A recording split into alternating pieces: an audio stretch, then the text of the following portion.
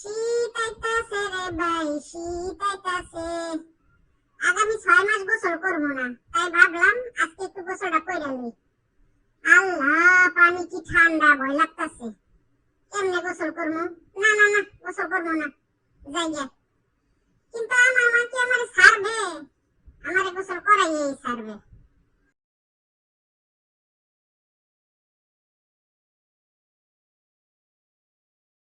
আম্মু আর পানি দিও না, দিও না, ঠান্ডা লাগতাছে। এই মহিলা হলো অত্যাচারী মহিলা।